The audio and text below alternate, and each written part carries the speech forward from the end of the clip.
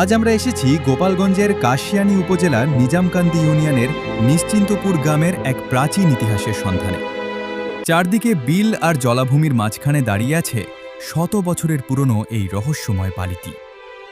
সময়ের সাথে অনেক কিছু বদলে গেলেও এখনও মাথা উঁচু করে দাঁড়িয়ে আছে ইতিহাসের নীরব সাক্ষী হয়ে। আমরা ছুটছি পুরনো ইতিহাস ঘাঁটতে, গ্রামের চারপার হতে হাঁটু কাঁপতে কাঁপতে, যেটা আমার সবথেকে ভয়ানক জিনিস। বর্তমানে এখানে স্থানীয় কিছু মানুষ বসবাস করছেন। তাদের দাবি, তাদের পূর্বপুরুষরাই বহু বছর আগে এই বাড়িতে বসবাস করতেন এবং সেই সূত্র ধরেই আজও তারা এখানে আছেন। এলাকাবাসীর মুখে মুখে যতটুকু জানা যায়, এই বাড়ির প্রথম দিকের মালিক বা এখানে বসবাসকারী ব্যক্তির নাম ছিল নিবরণ মজুমদার। তবে এই নামের কোনো লিখিত প্রমাণ এখনও আমাদের হাতে নেই। ইতিহাসের অনেক কিছুই সময়ের সাথে হারিয়ে গেছে, তবুও মানুষের মুখে প্রচলিত গল্পগুলো আজও বেঁচে আছে। ব্রিটিশ শাসনামলে যখন বাংলায় জমিদারি প্রথা চালু ছিল, তখন এই অঞ্চল ছিল অনেকটাই জনবিরল। চারদিকে ছিল অথই পানি আর বিস্তীর্ণ বিল। সেই সময় নীল চাষ, খাজনা আদায় এবং জমিদারির বিভিন্ন প্রশাসনিক কাজ দেখাশোনার দায়িত্বে ছিলেন বলে ধারণা করা হয় নিবরণ মজুমদার। এলাকাবাসীর ভাষ্যমতে এই অঞ্চলের কর আদায় এবং মিল চাষের তদারকিও তিনি করতেন।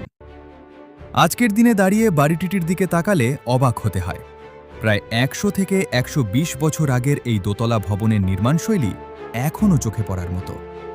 শক্ত ইটের গাঁথুনি, খিলানযুক্ত জানালা, পুরনো নকশা আর দেয়ালের গঠন বলে দেয় একসময় এটি ছিল প্রভাবশালী কোনো পরিবারের আবাসস্থল।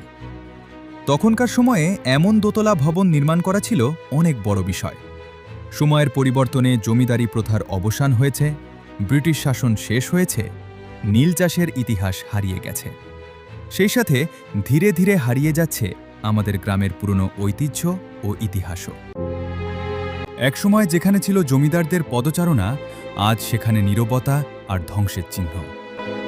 তবুও আমরা চেষ্টা করছি গোপালগঞ্জের আনাচে কানাচে ছড়িয়ে থাকা হারিয়ে যাওয়া ইতিহাসগুলো আপনাদের সামনে তুলে ধরতে। কারণ ইতিহাস শুধু বইয়ের পাতায় নয়, এমন ভাঙা দেয়াল আর পুরনো ইটের মাঝেও লুকিয়ে থাকে। এরকম আরও অজানা ইতিহাস ও ঐতিহ্যের গল্প জানতে অবশ্যই ফলো দিয়ে পাশে থাকবেন এবং ভিডিওটি শেয়ার করবেন। ধন্যবাদ।